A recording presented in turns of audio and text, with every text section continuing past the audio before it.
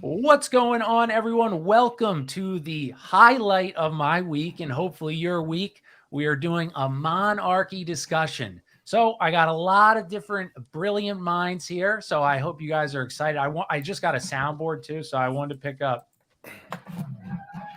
Thank you. Thank you. So that'll some random sounds will be coming off in the show. But go follow me at Kojak Podcast and we'll just get right into it. So Kyle, we got Conspiracy Kyle. Kyle, how the hell are you, buddy? I'm doing great. Thanks for having me. It's been a while. Nice. Yes, it has. And we'll just do is where can everybody find you? Just so we'll You start can find me there. on Twitter and Instagram. It's conspiracy_Kyle, and it's conspiracy with a K. All right. Nice. And I'll put all your links in the show notes. John, welcome. Everyone knows who you are, but if for some chance someone just stumbled here, where can they find you? My name is John Brissett. You can find me. We've read the documents. We've_read on Twitter. And yeah, I guess that's really about it. And sometimes on the Mount Rushmore of broadcasting here on Kojak. So. Hell yeah. And loyalist, you've been on my show before, but just so everybody, introduce yourself. Yeah. I guess I'm the loyalist, or some people call me the loyalist. Funny. I don't care if people make that joke. I thought you can find me. Let's see about me.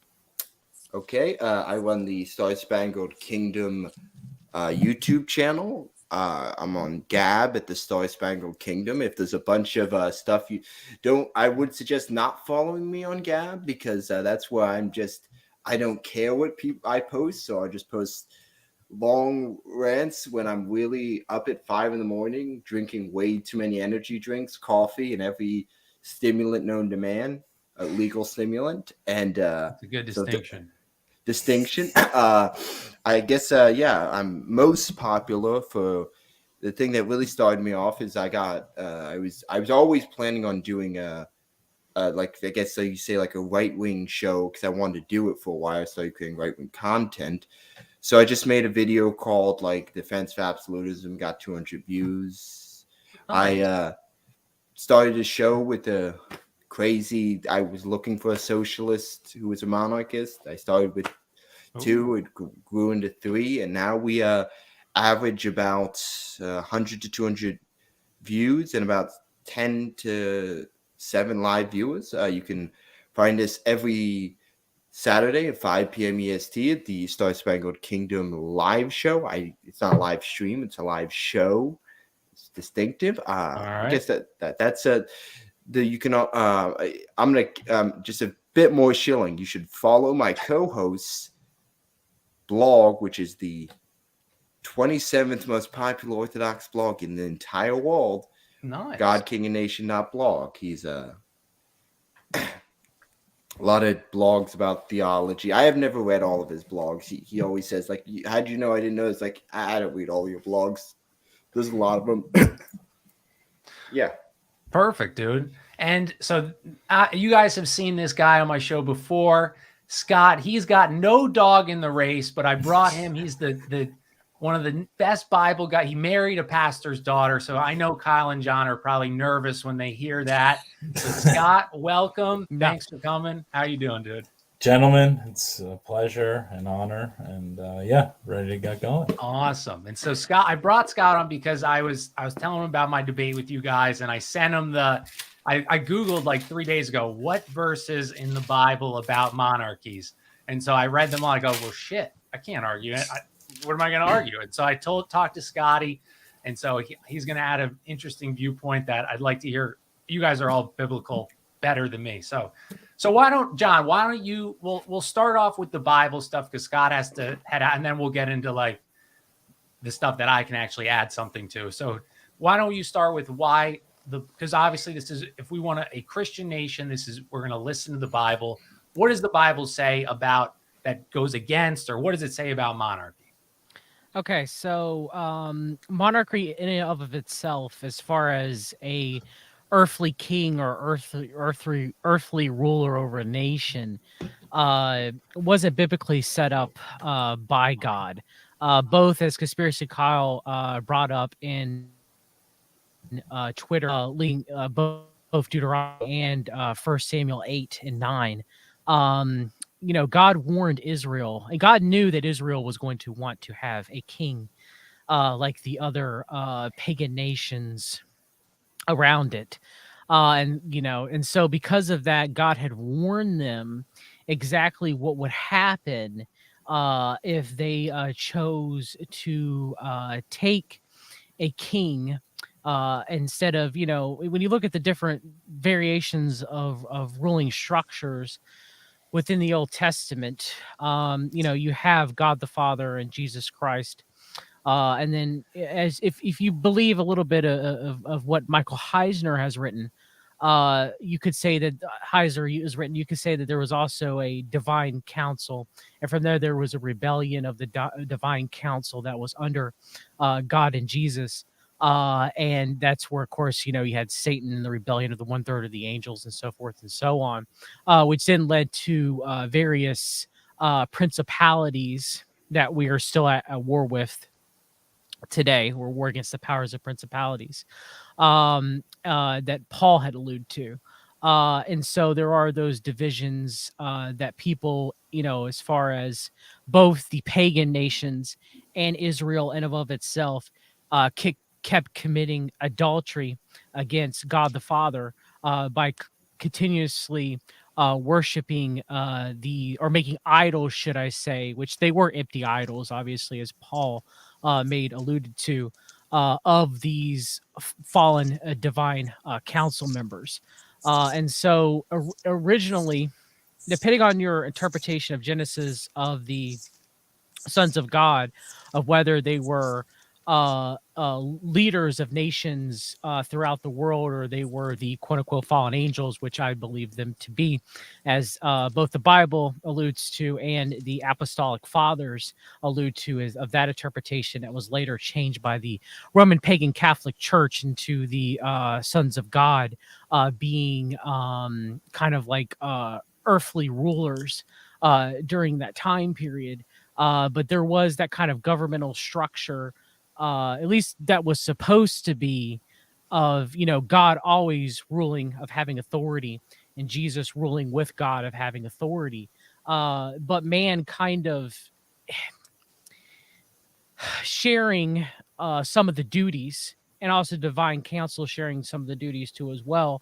Of course, that did not happen because divine council had free will, man had free will. The fallen heart of man comes out later, okay, and in doing so, because of that, because of the original sin, put forth by Adam and Eve, and the eating of the fruit of the knowledge of true and good and evil, these governmental systems became corrupt, at least from that standpoint, from an earthly sense. So the warnings that God had given in Deuteronomy and in First Samuel was exactly what we even saw during the book of Judges, when these leaders of Israel, these judges, majority of them, especially later on in the book, they're shown to have flaws. They're shown to be flawed people, as people and of themselves are flawed, and have a wicked heart. And so in doing so, they fail, and don't live up to completely, what both for them to judge the people of Israel and above itself, and for what God ultimately would want of them. And the same can be said biblically of Saul, who was the king that Israel had chosen, which later David is a man after God's own heart. But David of himself, because he is a man, also committed sin as well. Of course, the major one being listed is Bathsheba, right? And his lust of Bathsheba, and which he did later repent of. And so, as we can see, and as Conspiracy Kyle has brought up, and I think we have the actual statistics, a majority of the kings in the Old Testament were wicked. They did not serve God.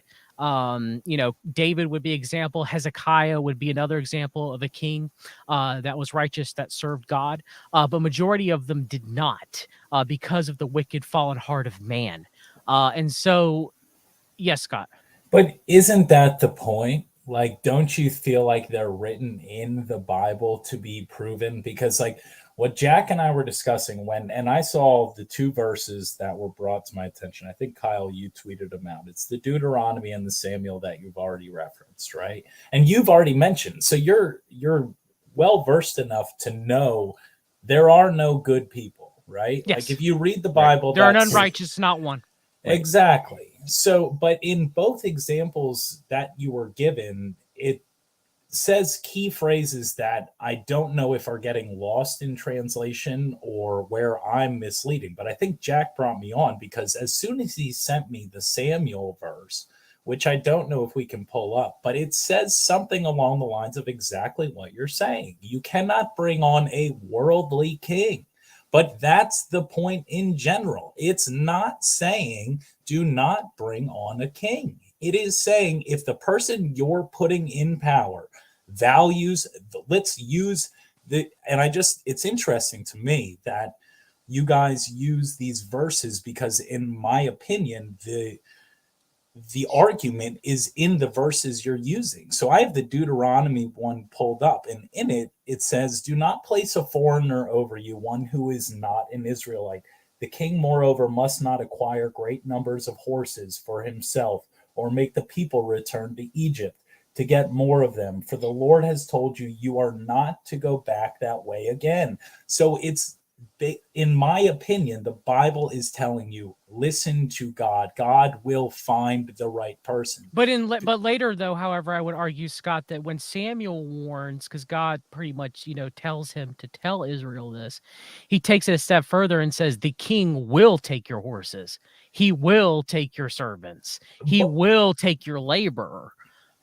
I just find because I once again think the Bible is letting you know the core value of it is do not put your trust in a man.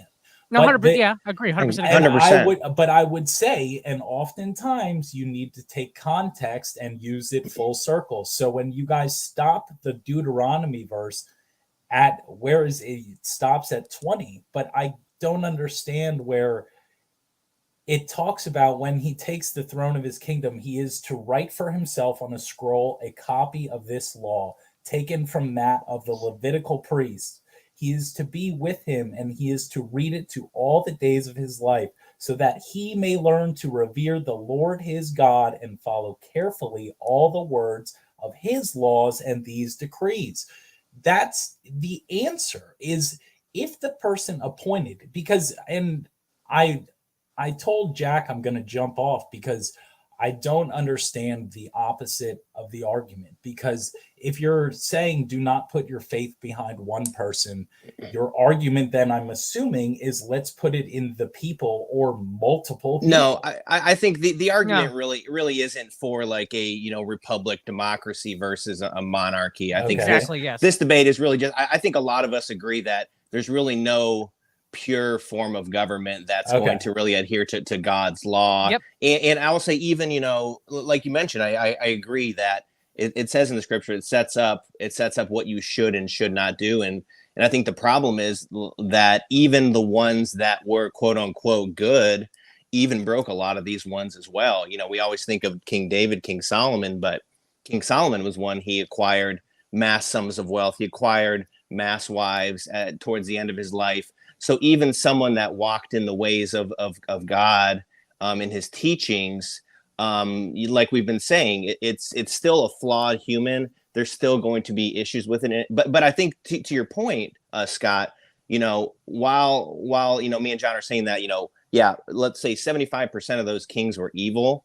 I will say that when I ran the numbers, like the 25% of ones that were really good had long reigns and did reign over long periods of prosperity for the kingdoms of Israel and Judah. So it's really like when it comes to kings, there's no middle ground, right? Yeah. They're evil, and they're driving people towards wickedness, or they're good for a time, or they're good for their entire lives. It's there's no law of averages when it comes to kings, I guess is my point.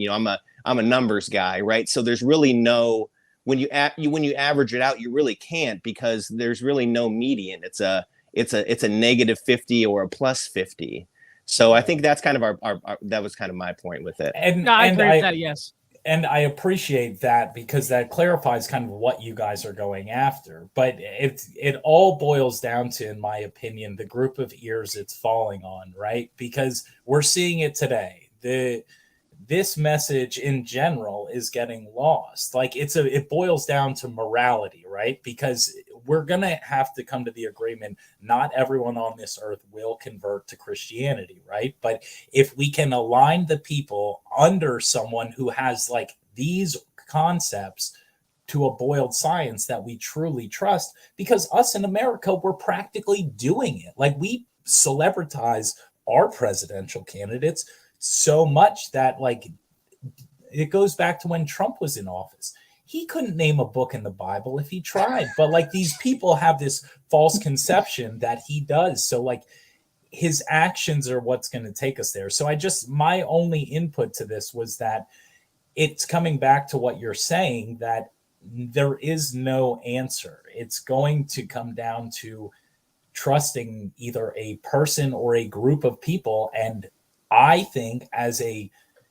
if the country were to be more like-minded in our core values, that would lead to an opportunity to selecting one truly great person. We can't decide it, and we're picking our celebrities and a half-dead guy because our values are so separated right now. So we have no good example right now to point to. But if we have a bright and shining star in office or as a king, then you can rely that upon, I don't know, the biblical values in which we're talking about. But I would say you would never reach that. I mean, actually, of us even having this debate is some sort of intellectual masturbation in some forms. There is. I mean, I gotta be real. Hey, speak for yourself. Well, may I give my opening statement? Yes, you can. Okay, a lot of this concept that these were good monarchs, there was bad monarchs in the Bible, but these are still God's anointed. In Samuel still says, I cannot harm Saul, he is still my Lord's anointed. A lot of these ideas that democracy is biblically relevant, or even like monarchy, the only form of government you can find in the Bible is monarchy, or you could say a form of theocracy. There's never reference to republicanism, liberalism, enlightenment or values. These ideas, and taken to the logical conclusions, are anti-Christian. We can see that the decline, and I don't even really need to reference the Bible because I don't think that there's any monarchist arguments can be found in the Bible. I think there's only pro-monarchist arguments. I would argue like against that, but we can discuss that though. I think John Chrysostom said, "Render unto, obedient to Caesar, be obedient to your governors." Jesus even said, "Render unto Caesar those things that are Caesar's." If Christianity would take to the path where we would where they rebelled against the Roman Empire, where they rebelled against the Romans, Christianity would have been crushed on the vine. It would have never spread to the world. The world would have never been saved.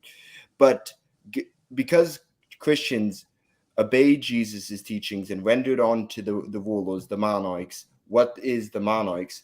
They saw the errors of the ways. Constantine wasn't told by God, by this symbol you will free people. By this symbol you will conquer. So either Constantine is fundamentally wrong and is not hearing the word of God when he is victorious and stops the persecution of Christians, or God is just saying, whatever. And this is well, there were some Christians that were still persecuted even after Constantine by the Roman Empire. There was some Christians, but the major stopping point was Constantine. He was given a vision by God, by this symbol, and he was given a vision of a cross. You will conquer, and by that symbol he conquered. So the will of God is never by republics. There's never any Republican people who believe in democracy who say, by this symbol God has given to us, we will form a democracy. We can see that everything they come to this conclusion that monarchy is bad through their own individualist, complete and utter. So persecution of Christians didn't pick up during Julian the Apostate when they tried to rebuild the Third Temple? Again, God struck down almost most Roman empires. Well, the argument of a pro-monarchist Christian is not even that monarchs have to be good. We don't believe that monarchs are inherently good rulers. We believe that it is the form of government we should follow, and you should be obedient to your ruler. And it's not to say that you should blindly let yourself be persecuted. And Saul was still God's anointed. That's true. And sure, and Samuel could still not harm him. And God, by the anointing of kings, princes, we don't never find a reference to anybody besides kings, princes. We find some judges, but nothing like that in the Bible. So, But I would say that all the kings of the Bible though weren't anointed though. There's a lot of Yeah. usurpers, just like through history, because I think that style of government, brings about, well, crap, all I need to do is kill this one guy, take out his family, and then it's me. It's not even true. Plenty of people have tried to do that and failed miserably. It's the concept that you could just kill the Tsar of Russia and then be the Tsar of Russia. There's so many bloodlines tied to that you will never exterminate great families of Europe. There's still Romanovs, there's still Habsburgs, there's still houses of Hohenzollern. Right, but it still breeds violence, though. I guess is my point. Whether it's successful violent or not. 2 world wars were waged by a republic and a socialist country. The biggest world wars were waged on behalf. The Allies were a republic and a parliament and a parliamentary system where the king had very little power. And these wars are waged for pointless reasons, because these are wars by men who aren't godly.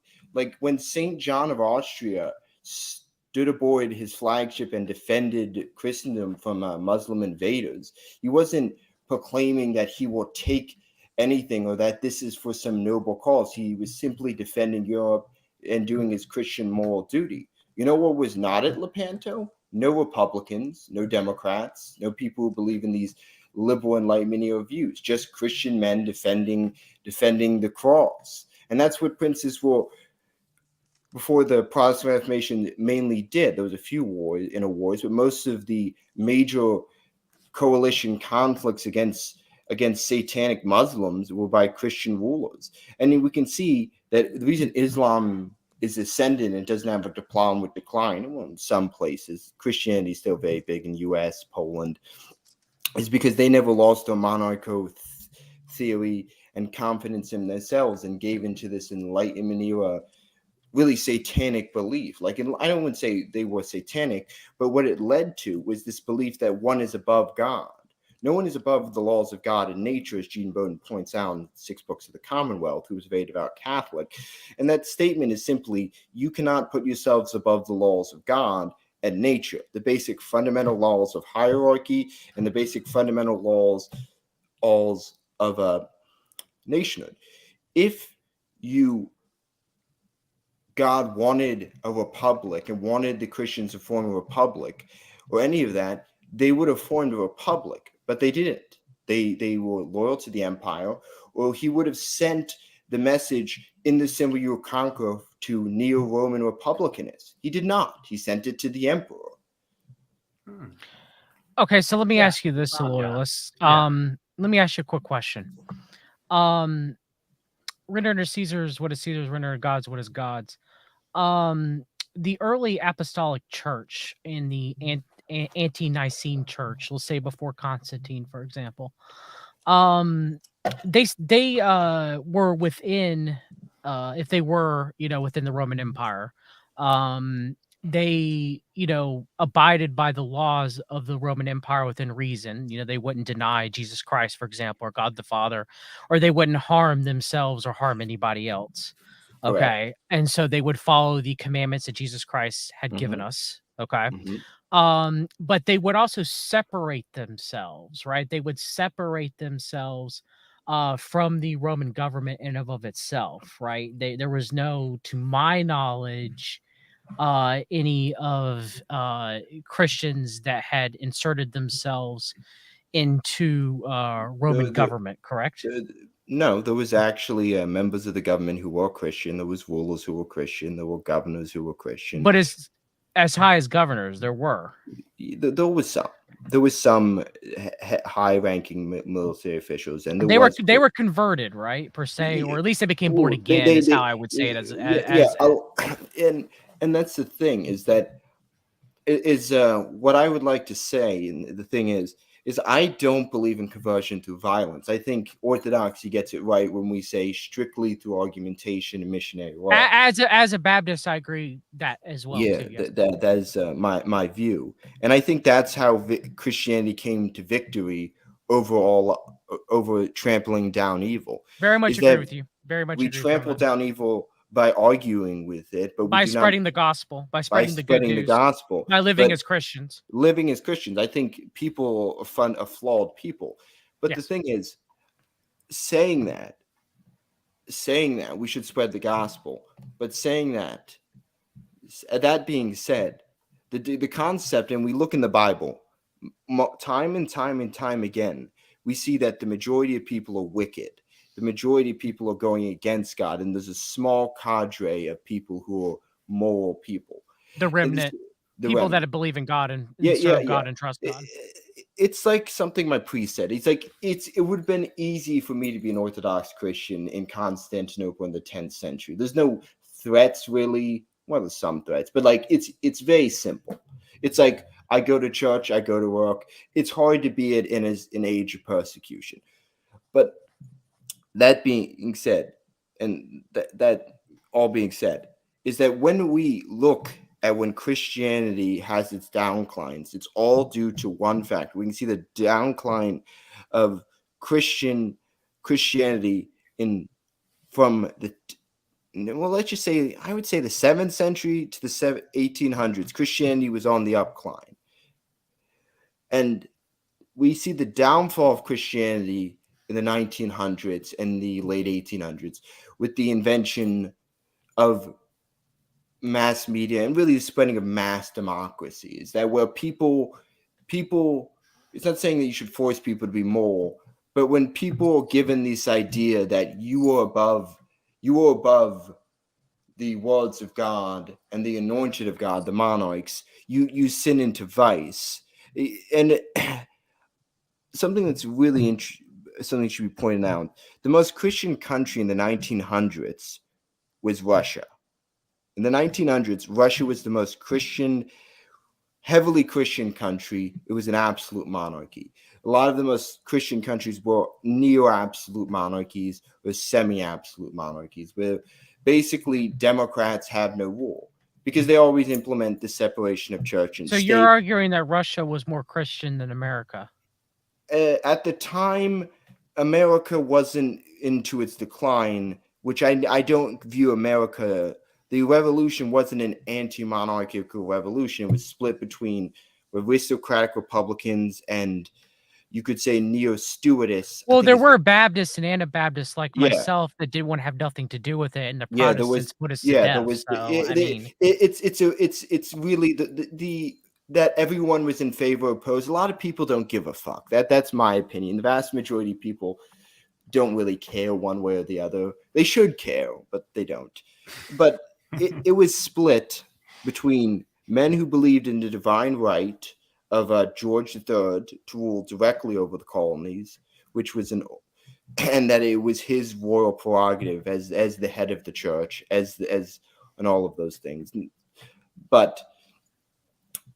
And then the Republicanists. But there was also a third branch that wanted to have to do with neither one of them. Yeah. There's always the whatever types.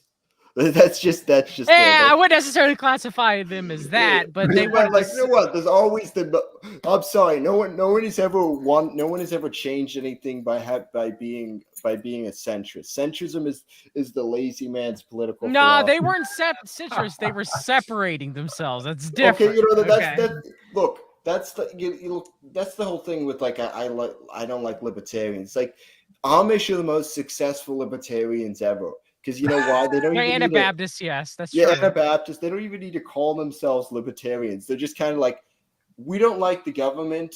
We don't want insurance. They do pay taxes, though. They pay taxes. More just, and we're gonna live in our Amish communities and just be so and just shun anybody who's not us. and it's highly effective. Okay, the shunning part's an issue, as we're called by the Great Commission. Okay. Hey, I'm not Amish. Like I didn't do really. Yeah, No, but I'm saying I do have some beliefs very similar to the yeah, Amish as I a know. Baptist and an Anabaptist. So Yeah, I know. Anabaptists, even Anabaptists were monarchists. They literally declared, the early Anabaptists declared John of Leyden their king, and then took over the city of Munster. And yeah, I'm talking about more from an American perspective. Okay, well, they point, decided that violence wasn't cool, probably because they got their asses kicked by most monarchs who thought that guy was kind of nuts. They've been pushing violence wasn't cool before then, but okay. But all right, but see, this. Oh no, now the Eternal Anabaptist speaks. That is true. I mean, okay, so I'll say this. I have issues with monarchy, just like I have issues with republicanism, or what you term republicanism. Okay, in my opinion, I mean, I guess this kind of defeats the purpose of the debate, which is why it's more discussion. And I think Kyle would agree with me on this. Yeah. Because men are fallen, I don't think there is a quote unquote perfect system of government. Now, I do believe that there is. Don't get me wrong. I don't either. Like, I'm not a utopian. I do think that the only perfect system of government is when Jesus Christ returns in the millennial kingdom. Okay, like that's it. Like that's the standard and the only standard. Okay, but I again, for that to happen though, there's no like. This kind of makes this discussion like, because my argument would be, yeah, monarchy's not great, and then you'd say, okay, so what would you replace it with? And I would say, well, republicanism isn't great either, and neither is every government that's ever been, decided on by man, period, But I would say this though, as an American, okay. I don't think that you would be able to put Americans, because of the individualistic standards that have been put upon American culture for so long. Now, you could say it could change in a few generations, and yes, that could be true. Okay. But I just don't see how you would be able to fit in a monarchy, or let alone one, because when I think of monarchy and like the last one before Trump, and I'll talk about Trump for a minute and what Steve Bannon and Dugan were salivating over. Okay. But like the one beforehand, you could say, is probably the Kennedy dynasty, right? That's the closest that we ever got in modern times. Right. But it didn't even come to fruition because RFK Jr. was never president, and so I just don't see Americans adopting. I don't think we can go back. Like, I'm not a fan of the divine right of man, but I'm also not a fan of the divine right of kings either. And nor do I think that's a perfect system of a government. And I don't think there is any one for humans, period. Like, I know that's kind of a flawed. It's not really, it's not the most pragmatic approach. But it's just how I see it, Oh, I did. Does that make any sense? That makes sense. I liked your thing on Duggan. I fucking hate that guy. I fucking hate him. Like, fuck that guy. He's a fucking Satanist. Like, I'm kind of a dick. The people's like, don't dance on the graves of your enemies. I was like, nah, I'm the opposite. Dance on the people, the wicked. I'm more the type of people get what's coming to them. And not like people get what's coming to them, but they reap what you sow from a biblical perspective. Yeah, you reap what you sow. So I like, it's like when I say I'm not like the richest man, but there's a good this is completely unrelated. But because I like to go on unrelated tangents. That's fine. This is a discussion at this point. Okay. But I say this approach is like, even if you have nothing, and someone once asked me this, is like, why did you give a homeless person who said they need money, they could use it to buy drugs? And I said, my priest said this to me. Very important point. I think all Christians watching this should take into heart. He said, imagine yourself in that situation. And imagine you're that person and you need that money to buy food. And imagine that person not giving it to you. And that's how I see it. Like, even if I had like the last $5 in my wallet, I'd give it to someone who, a homeless guy. Like, I Or don't need a this. homeless person, I'll buy you some food. Yeah, I'll buy you something to eat. I'll buy you something to drink if that's what you want. I think that's, and that's what that's an unrelated tangent. But finish your thought, and then I'm gonna switch it up a little bit. Okay. So when I say that, like, I don't believe there's such a perfect government and there's a perfect king. Like, I wish Trump is a 90s boomer Democrat. That's all he is. He's a 90s boomer Democrat who boomers his way around. He boomers his way around things. He's like, oh wait, it's not the 1980s or 90s anymore. I thought it was. That's really what Trump really thinks out wrong. Honestly, that's my honest opinion of the man. But people think, oh God, Emperor Trump. I was like, that's inaccurate. It would be. Well, it would. I don't know what you would give Trump as a title. They were going to call him God Emperor Trump, and they still might be if he returns. Okay. But the point is, I'm not saying he'd be like the most boomer monarch ever. Yeah, that is true. He would be. Or he could. But go ahead. But the point is when I say that America is not fundamentally opposed to monarchy, and that America has monarchist traditions. My real principle and why I'm a monarchist, I used to be a really, really hardcore. I don't know if you're familiar with former legionnaires. Most people aren't. No, I'm lost on that. It's French legionnaires. I know that, but I can only think of legionnaires. Or Legionnaire's disease. Are you familiar with like? Shit, I'm just gonna stop mentioning. In a war, Romanian Christian National Socialists and all right, you've lost me there. Okay, I'm gonna show my American ignorance. Basically, finish up your thing so I can pass it off. Okay, sorry. I go on. All of my thoughts go into a correct direction. But when I was that, for a while, I would call myself a theocratic fascist. Inaccurate, because that's not what Caggiano actually believed. So reading more into Caggiano, I realized, oh wait, he's a monarchist and he's a fascist. Well, national. He called himself a lot of things. He was a very devout Orthodox Christian, confusing person. But looking back on it, I looked into it. I looked into monarchies, this is when I was becoming an Orthodox Christian and moving a lot away from National Socialist organizations.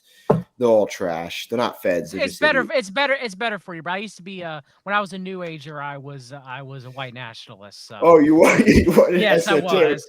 When I became in an obby, yes, yeah. I thought it was a white Gnostic magician. Now I really want to have on my podcast to talk about that. But God saved me by His grace and through my faith. Is why I'm here. I've never actually ran into an esoteric. All right. I'm because Kyle's just sitting here. Let me just finish. All right, go. You got 30 seconds, or I'm muting you. Okay. Basically, so I moved towards the idea, and I looked when Christianity was the most protected. I wouldn't say feared, but when Christianity was the dominant force guiding people to a moral good. It's the 16 and 1500s when monarchs had the primogeniture of rule and to make laws binding on their own subject. Okay, Jack. I'll stop. All right, go ahead, Kyle. Well, I wanted Kyle to, because I wanted to bounce back. But so Kyle, I wanted to ask you kind of like what John brought up, because I saw that, like, I read all those Bible verses, and it does so. And not to get into that, but so what would be your form that you would? So let's say we're going to say God, he advises against a monarchy.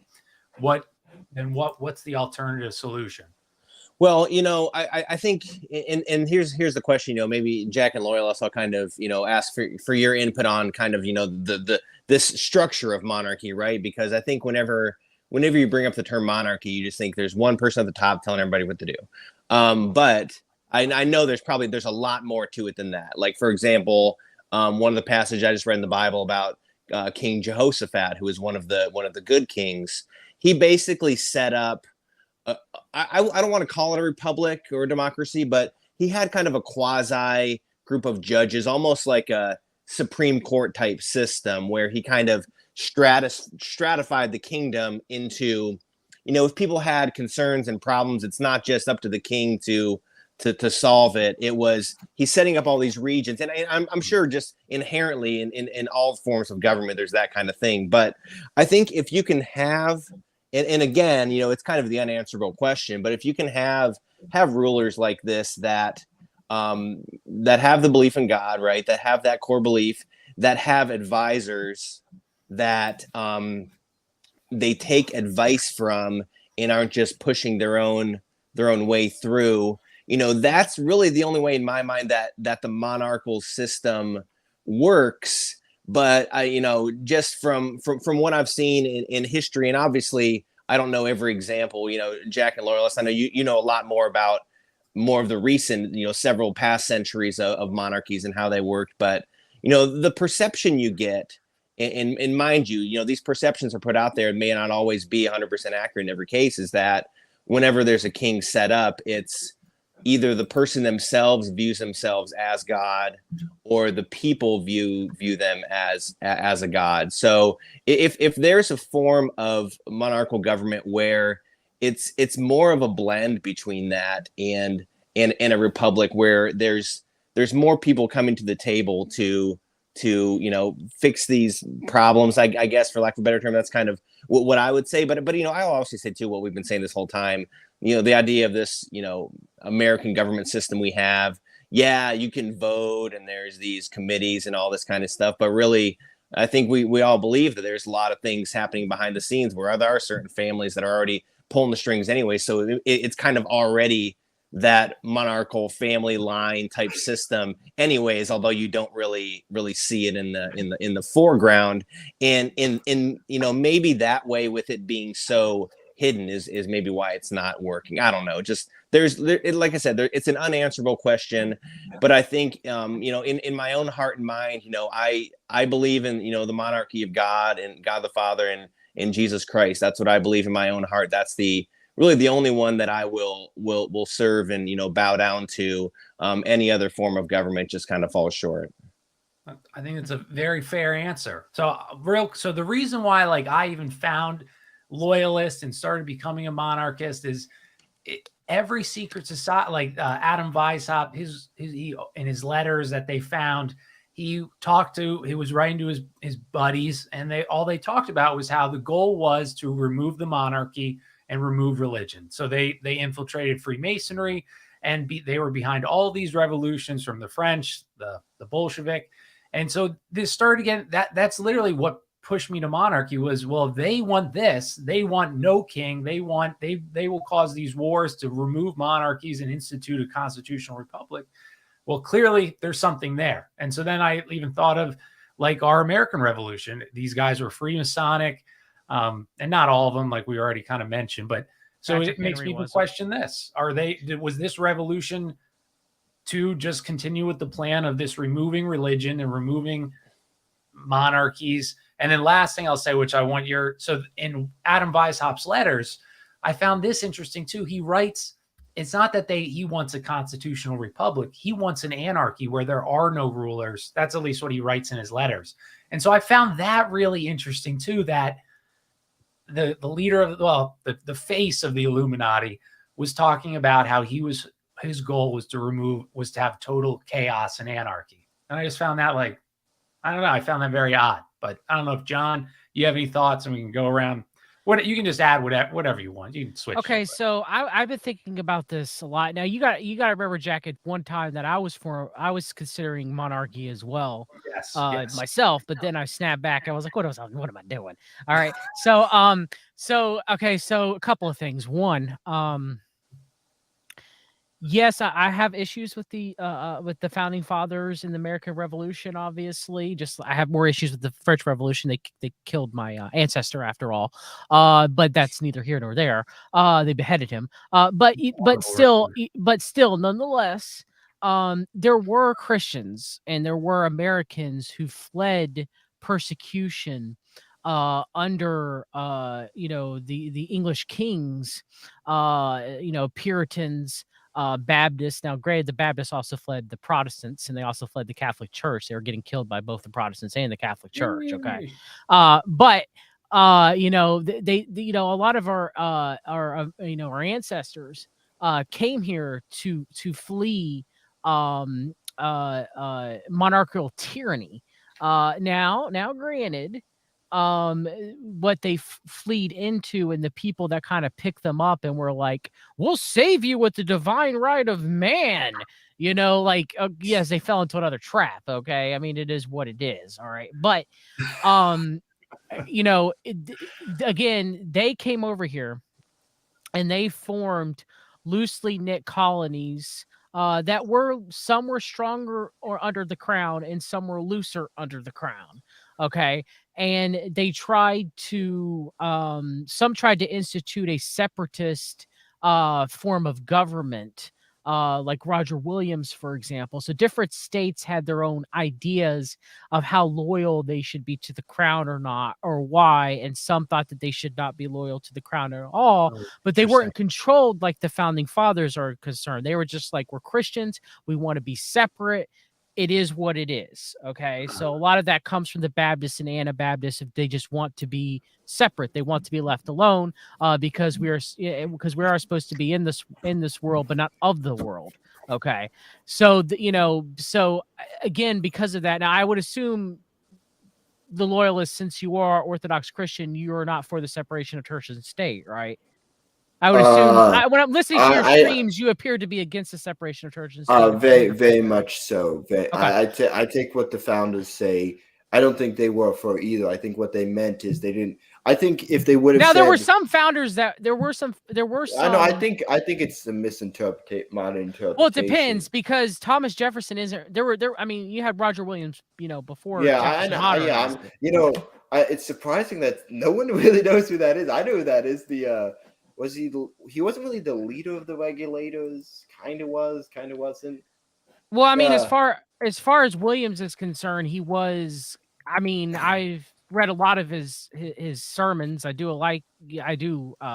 respect him as a pastor. But he was head of the Rhode Island colony. And he was very much for the separation of church and state. Now, as a Baptist, for example, I believe in soul liberty, and that a man is accountable to God for his own belief of whether, and his own sins of, for example, whether or not that he chooses through provisionism, through, you know, by God, the grace that God gives him, but by his own belief, his own faith, to be answered upon, you know, to God, upon that, to death, you know. And so, since a person has their ultimate, you know, they have that soul liberty, you know, they have that accountability to God. You can't force someone to believe in God by the barrel of a gun. Okay, it just, I mean, the Orthodox Christians don't either. And so actually, I disagree with Protestantism and Catholicism and a lot of that, but that's another discussion. All right. But yeah, but I do believe, because of the Apostolic Church and how you mentioned earlier, render unto Caesar's what is Caesar's, render unto God's what is God's.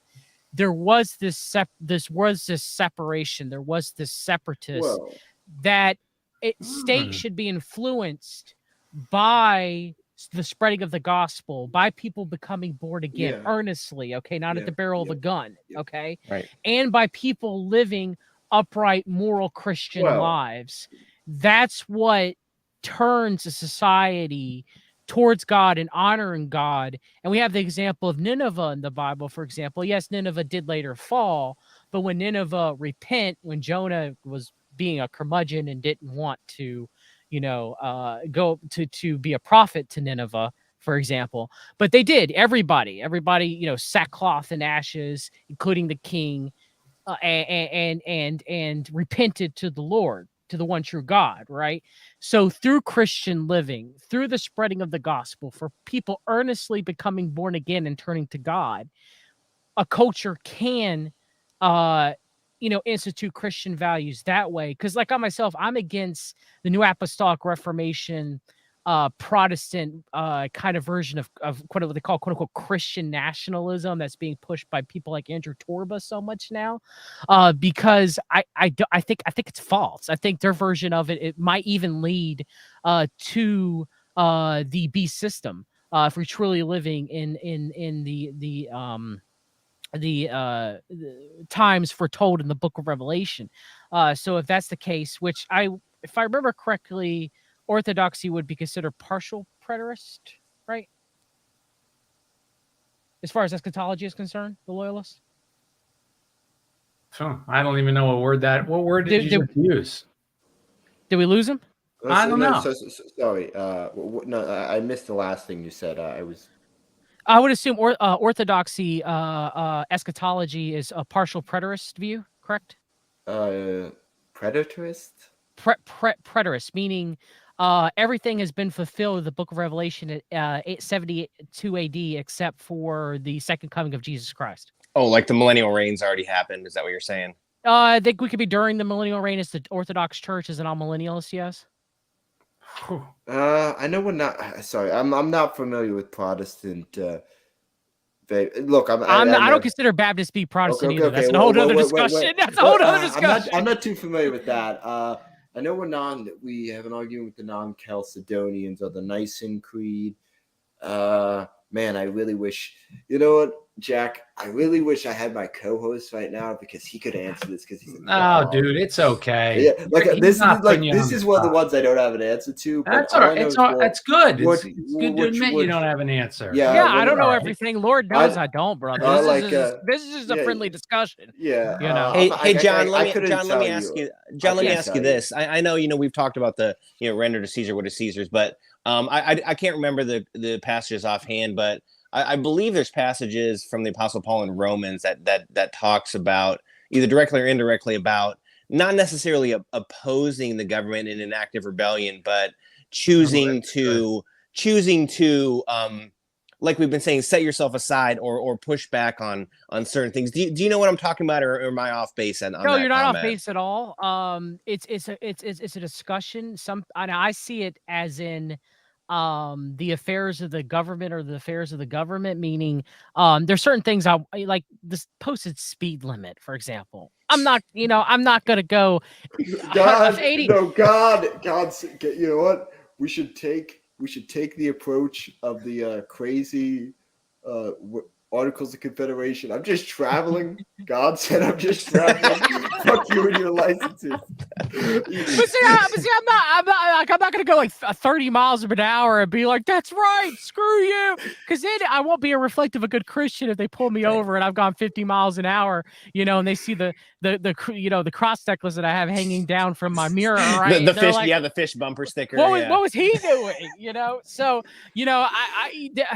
there are times that we do rebel against government. Okay, for example, if the government asks me to break any of God's commandments or the two commandments that Jesus gave to sum those up, right? So if the government was like, I need you to deny God, no, I'm not denying God. You're gonna have to kill me. Okay, and that's exactly what happened to these saints throughout history, and we are so I hate to use this term, privileged in the United States to have the comfort where most of us are not having to make that decision, but that decision might happen in the future. Okay.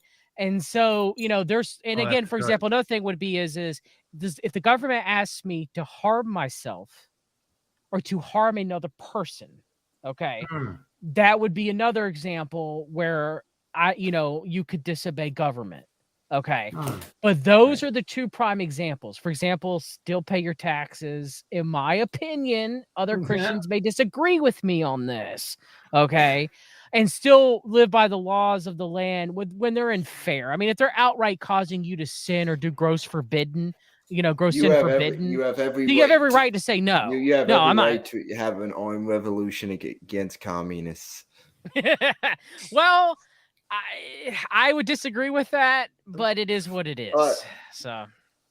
Because I would say the Roman Empire in and of itself was very, very debauched.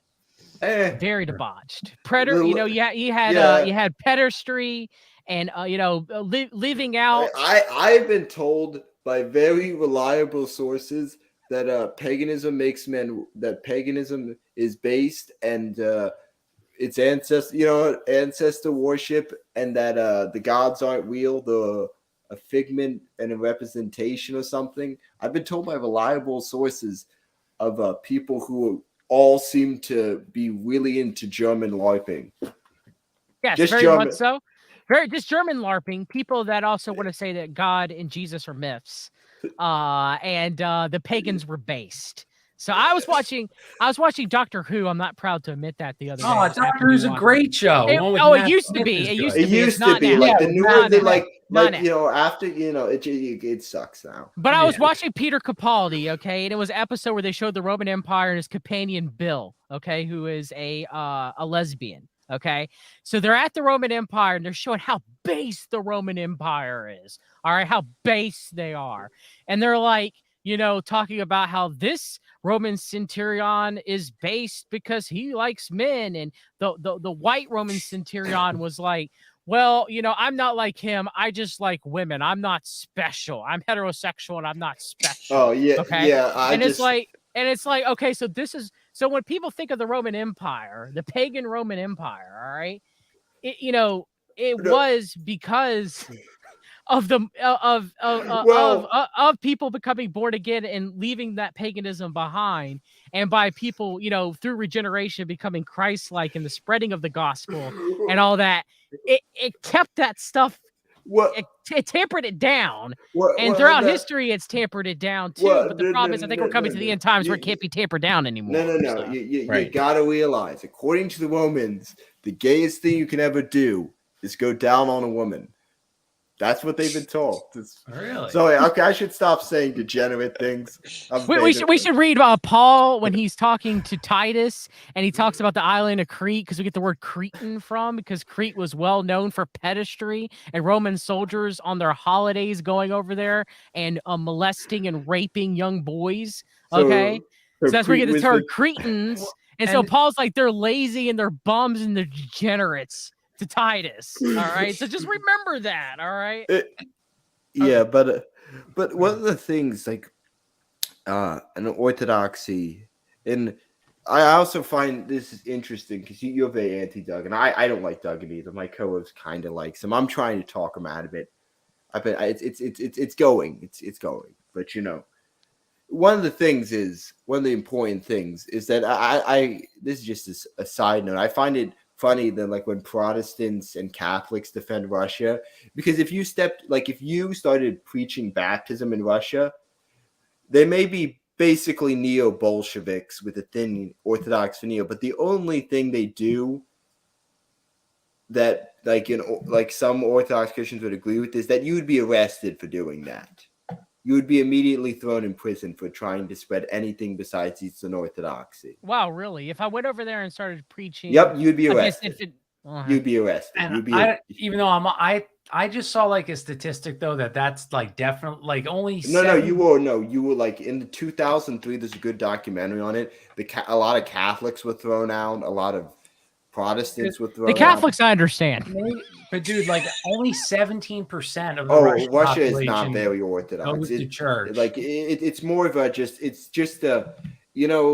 it's like the head of the Orthodox Church in Russia now is a former KGB agent. Yeah, Kirill telling people literally if they die on the battlefield, they go to heaven like it's Valhalla. Not their faith in God or Jesus or their belief. If they die on the battlefield, they go to heaven like it's Valhalla. We don't really believe in that. I mean, we believe that if you die and you're baptized and you go to confession and you're a good Christian, you go to heaven. That's Orthodox or Trinitarians. And Kirill, like El Pataforos in America, are both extremely out of line and been condemned by most of the. Because, like, I love when people sit here and defend Kirill's like, we're not Catholic. We're not Catholic. We don't like, if Pope, like Kirill said, I want to fuck kids, they'd be like, yeah, no, you're not. Please, like, we're just gonna you know, when Orthodox Christians and different jurisdictions do shit like that, we just our approach is the West Orthodox world just condemns them and ignores them until that person is removed. So you know that's my solution to Kiro and pedophiles. Just you should condemn them, and you should ignore them until you get removed. They removed, or as I like to call it, they should be purged. But I got a bunch of commie Orthodox cultural Marxists didn't like that I said that. So you know. Oh, you got anything to get on here? You got anything to say? You look like you're nodding. All right. Well, I was gonna ask. So, and we can like open this up. So, if there's no, we've talked. There is like no perfect system, right? There is no perfect system. But what can be done to change if we kept the system? I forgot to answer the question about monarchy. Oh, go ahead, man. Okay, I got really off track. All right, we'll stay on track. I do have autism. Please be patient. I have autism. But when it comes to conspiracy, Kyle, the question is like what you were talking about, a system of regionalism that existed in monarchy. Like Nicholas II had basically authority over, I guess you would say, major imperial decisions, but the vast majority of Russia during his imperial reign was mainly governed by the regional. There was regional monarchs. There was also regional leaders, elected councilmen. It's funny because under like monarchs, every system existed in that government. So when you're talking about like between republicanism and monarchy, that would be something like Kaiser Wilhelm II or the German system of monarchy, and that would be what that would be like. There's an elected parliament, but the Kaiser can still dissolve the parliament if he so chooses, and just tell them to screw off for a bit and seize emergency powers. That would be the answer to your question. And that monarch himself, unless you're talking about Shintoism or a few forms of Eastern monarchies, and I think a few European monarchs, most monarchs were never viewed as God. They were viewed as someone who is serving the divine will of God, but never God. That's more like Eastern Europe or like Persia, like Old Testament type stuff. Yeah. Yeah. And most of those people were always, when they said that, they were struck down. Gene Bone makes it very clear that you're not above the laws of God and nature in his book, 6 Books of the Commonwealth. And as for the books, the questions, good, let me just look through my books.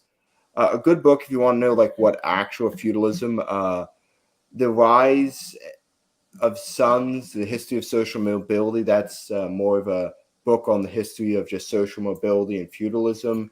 And Life in a Medieval Village. Those are actually good books if you want an actual feel of what monarchy was like to live under.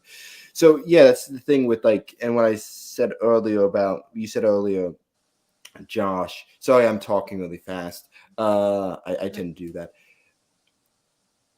If I'm hard to understand, please let me know. No, you're good, dude. Go. Yeah, but what people would say about America, like the early Americas, was directly under the monarchs. It wasn't until much later that America started being under the parliament. It's funny because you can, if you read another book, I have another book. I just have so many book recommendations. Eric Nelson's The Royalist Revolution. His claim isn't that America's founding was monarchist. It's that a lot of the founders were themselves monarchists and believed in just giving George III his right back to rule over the colonies, or the concept that it was a war against Parliament, not George III. George III was actually very sick throughout most of the American Revolution and wasn't actually in charge of most of the policies. Most of the shitty policies were the Parliament's fault. Yes. And that I've read that in the one Jesuit book, how he wanted to remove that tax on tea. Parliament said, no, we're going to up the tax on tea. And he kept trying to pull back, which I think is an interesting. And so I also wanted to say you, John, you've been in the conspiracy world much longer than I have. But when I first came across this idea of it was the book Freemasons Behind the Revolutions, when they started like kind of these author a started. lot of this, like George Washington was barely a lot of these people exaggerate that to sell books. In my opinion, there was a lot less. Yeah, I think Washington. No, Washington was somewhat. I wouldn't say like the level of like that the people say that it's Freemasons. Not to say that Freemasons didn't have a lot of political power. There's a reason that a certain mustache man really hated them and threw them in prison along with communists. He's like, yeah, I don't like these people either. It's another thing that people a lot of forget about the Third Reich. They persecuted all the Freemasons. And the same thing with Russia. Like there was a few Freemason czars, but the later czars just said, yeah, you're not allowed to be a Freemason. Like in Orthodox Christianity, I would be in bad standing with the church if I entered was a Mason. I'm not allowed to do that. And some Protestant denominations or even Baptists, you would be allowed, and some you wouldn't. But what were you going to say, Jack? Finish your thought. I was just saying that it was interesting that I never came across that idea of monarchy after, I listened to all these podcasts, all these people like you that are so well informed and all, they talk about how corrupt the government is.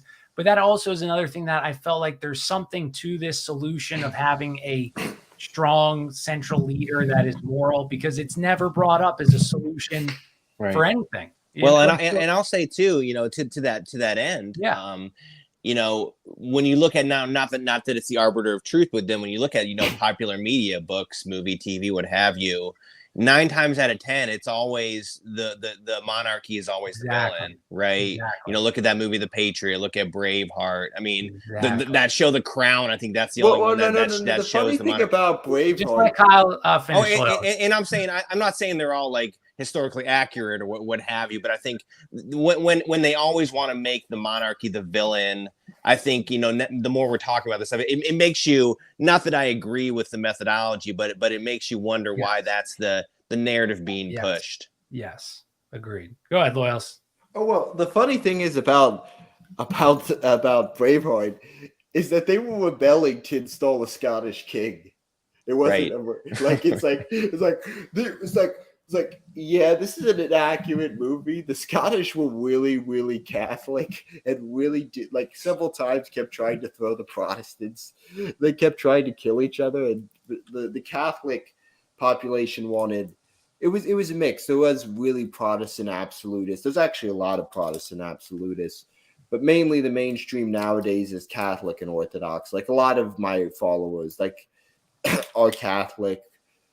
But I've said, the Catholics would want a central figure, wouldn't they? Boom, yes. Wait, I got a soundboard. Wait. Yeah, there you go. Well, there you go. Oh, so. I'm outnumbered here. I I need to call. I make the joke. It's like, so you're Orthodox and you're like a very I wouldn't say prominent. There's not that many monarchists on YouTube. I mean, there used to be the Mad Monarchist. And he was Catholic.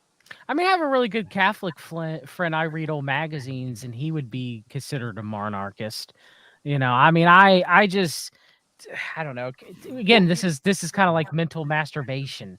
It's like, what's your favorite form of government? I mean, it's sad, but it is what it is. What are any of us going to do to affect any of it? We us four right now, we are forming the vanguard of the right-wing revolution.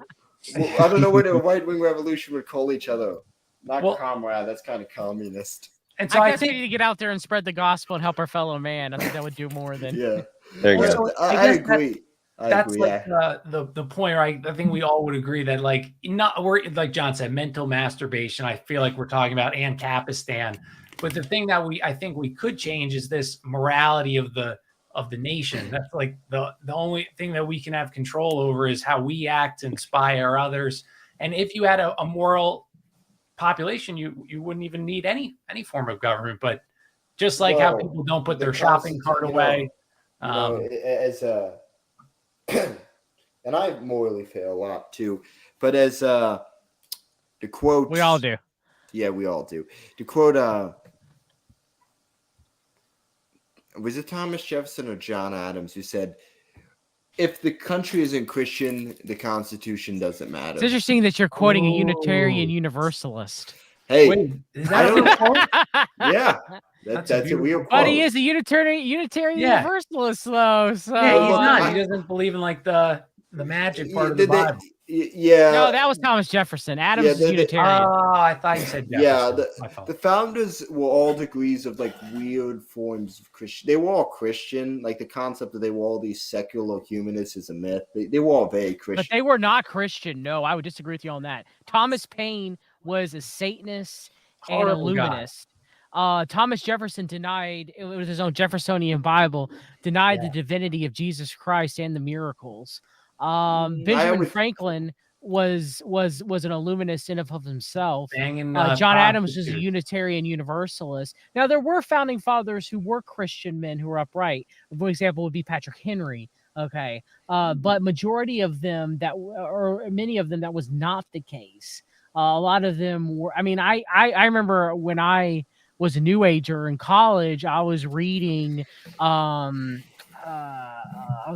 Thomas Paine's Common Sense and thinking this is one of the best things ever written in history. And of course, we had the Georgia Guidestones, which was Common Sense renewed, right? Ooh. With that, right? So John, where were you like a few months ago? I was born again Christian. I've been a born again Christian for about. No. I'm saying like where were you? You say the Georgia politically? Georgia Guidestones. Like. He's saying you blow him up, John. Oh no.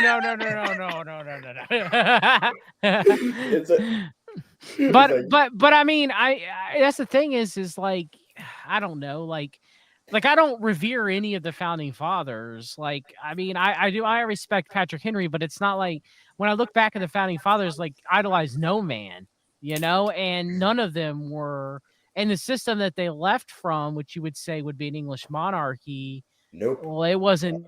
I mean, it was hilarious because before we started this, it was like I can't read from the King James, so instead I'm going to read from the Geneva Bible, right? So if you need me to go back further, I can't go back further, But I just want to see King James. King James was based, but I don't know. It was interesting you bring up Thomas Paine because he, like how you said, he was a Satanist. They like recruited him to help write propaganda for the French Revolution. Yeah. And they kept asking him, like there were people literally coming to him preaching the gospel, and he was turning them away. And on his deathbed, he was like, "Don't let anybody tell you that I came to the Lord or I believe in God or don't like with venom." He was like, "Don't let anybody tell you that I believe in God." Okay, because the God of the Old Testament is still wicked because he had, Gnostic demiurge beliefs, So like he was like, there was a woman supposedly that like, I think she like acted like a nerd or a maid or something that managed to get in there to like preach the gospel to him. And he was like so mad about that. He was like, "How dare this lady?" Like Thomas Paine was wicked. He was a wicked man. Yeah. And he was a libertarian degenerate, and so was Benjamin Franklin. Let's be real here. All right. Well, I'm very anti-French Revolution. I believe they killed my ancestors. So what can I say? Yes. Then that's why you should. And that's why you should never be a Bonapartist. Orleansism forever. Eternal Orleans. I really do need to make a video on the whole concept of Bonapartism because fuck that guy. Fucking liberal Satanist Freemason. Well, his brother was. No. All a lot of my siblings aren't Christian, but I can't. If going around hitting them with the Bible is not going to change their mind.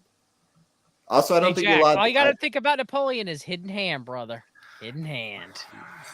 I know this is. I'm a fan of Napoleon, so my rebuttal would be Napoleon disrespecter. Why would Napoleon remove the central banks, remove usury from his country if he didn't like the people? That's all I'm gonna say. Oh, so he did one thing. So did Andrew Jackson. Doesn't make him our guy. Our guy is Andrew Jackson. I do like Andrew Jackson as well. Andrew Jackson. I mean, he may have had some issues, but he was.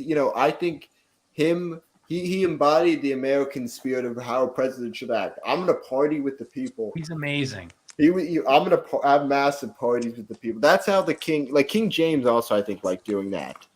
and the founder of a lot of friends of mine, I forget what they're called. They have like, I guess John, you would know. They have like a cornucopia as like the symbol with a goat, with like kind of like go with a Christian flag. I have no idea what you're talking about there. You completely lost me on that one. And Andrew Jackson was a Mason, if I remember correctly. What? Yes, No way, if I dude. remember correctly, yes. I don't believe it. And I mean, I don't believe it.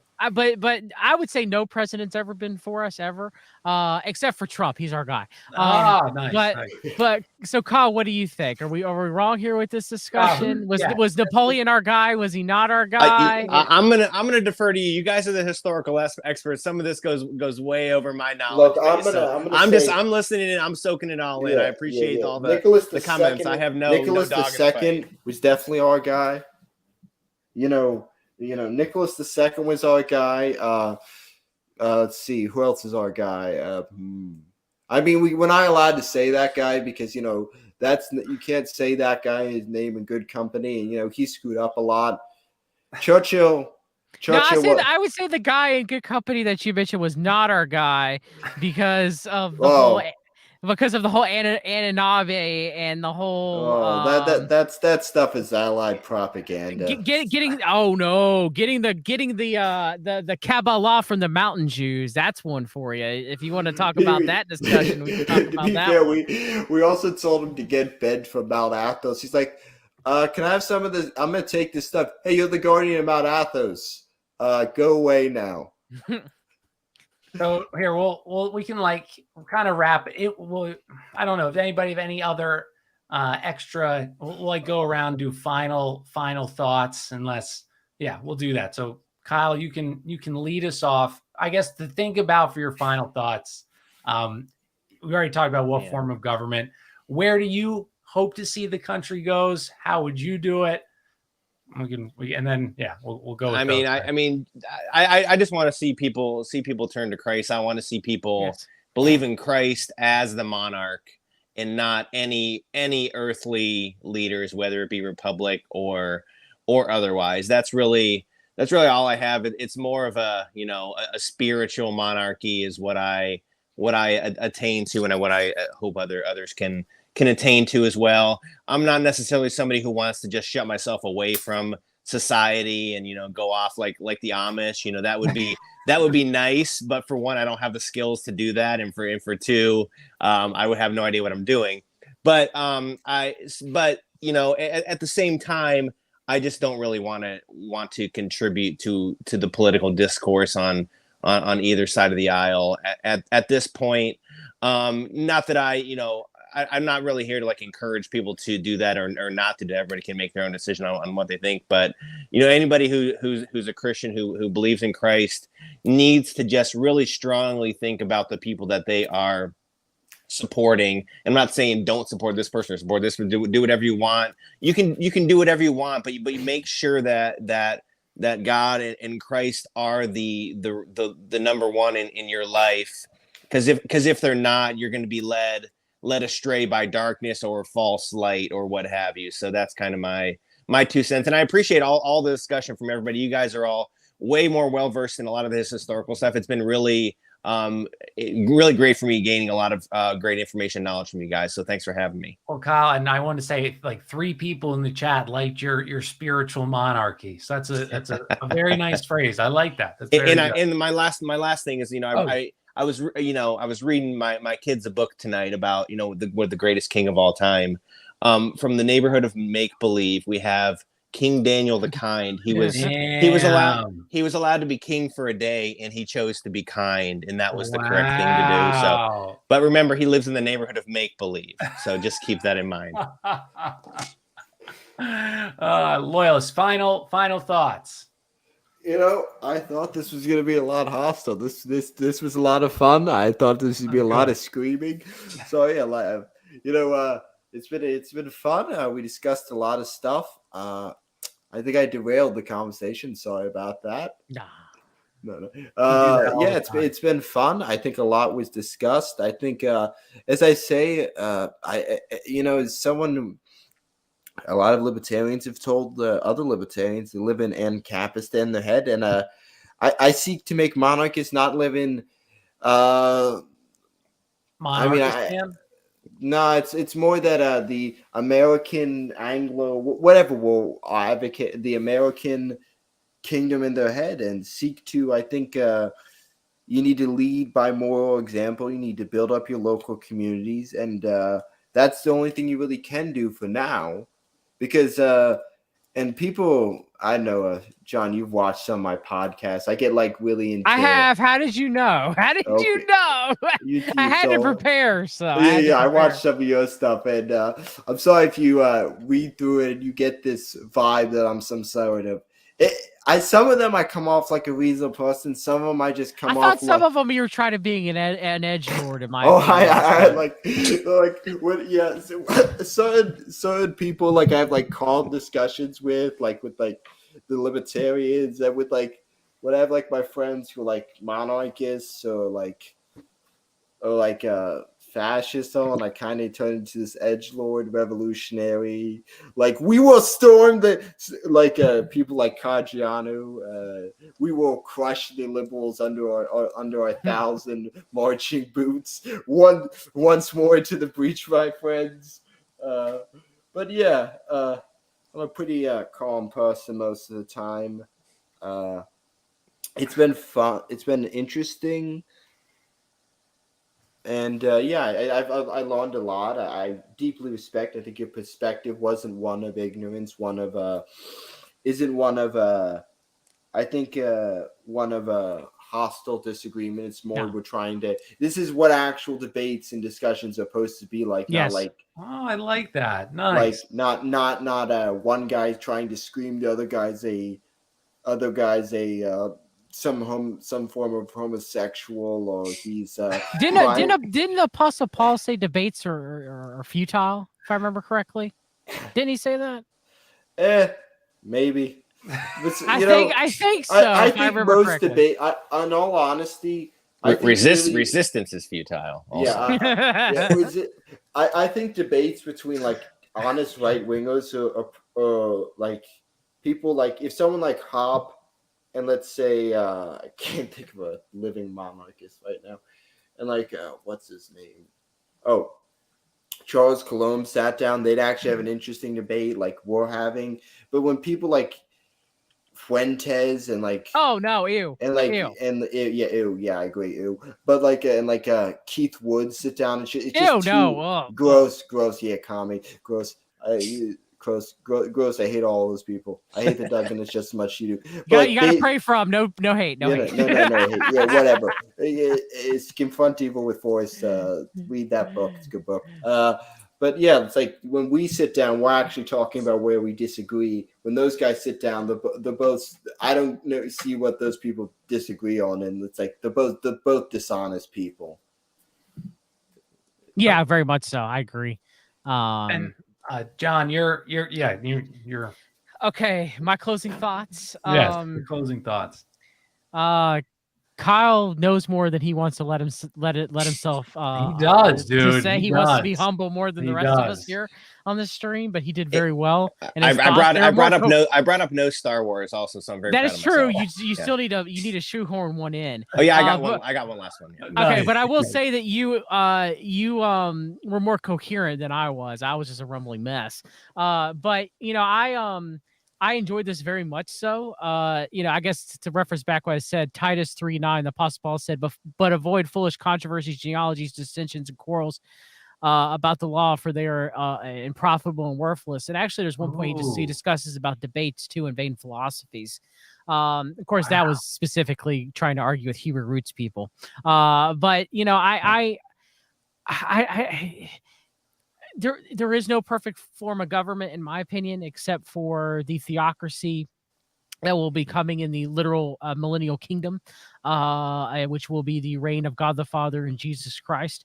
And hopefully as saints, that will be one that we will be able to take a part of with him. Of course, he will always have lead. He will always have leadership at the right hand of God the Father. But it's still that's something to look forward to. But until then, we're not going to have any form of government, as it always has been, will be corrupt. It will be 100% corrupt in some shape or form. And so, though I have issues with the modern day revolutions, specifically the French and Bolshevik revolutions, more than the American Revolution, I still believe that the what we have now, and I do believe in Revelation 2, the world will continue to get worse. It's not going to get better. Like if we're going towards the end times, if we're coming into the revelation, and the birth pangs have been since Jesus is crucified on the cross, then it's going to if we are living in the end days, it will progressively get worse. There is no, you can't, the door of the ark is closing. God's closing that door. There's nothing that can be done at that point. But that doesn't mean that we still don't preach the gospel, that we still don't live Christian lives, that we still don't, expose the unfruitful deeds of darkness. We're supposed to do all those things. We're called to do all those things by God the Father and Jesus Christ in loving servitude to him. And so, it's tough. Things are going to get tough. The world is going to get worse. Things are going to get tougher. I agree with Kyle that we're supposed to cling to the Lord. We're not supposed to put any man above God as a form of idolatry, which many people are doing with their quote unquote God Emperor Trump, which Bannon wants so much. He salivates over the idolatry of Donald Trump because Bannon is a Satanist. And so, a chaos magician.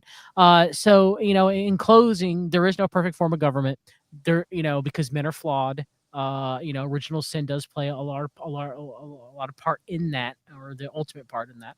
And the only true perfect form of government will be when God the Father and Jesus Christ are ruling, completely during the millennial kingdom, or in the new earth and new Jerusalem at the end of recorded time. And so until then, Godspeed and fear only God. I love it, dude. No, this was a great. I wasn't like everyone said. This was a lot of fun, and basically, we all don't know what the system is. We all know there is no perfect system, but I really enjoyed hearing everybody's thoughts. So thank you guys for doing this. Real quick, or I'll put your link. We'll just do I'll put your links in the show notes since we did them at the beginning. If you're all right, but I'll be live tomorrow. Everybody, 8:30. Don't know who's on yet or what I'm doing, but if you guys want to stop in, I'll be live tomorrow. So thanks for watching. We had 27 people at most here tonight. So thank you guys. Much love. God bless. Take care. Peace.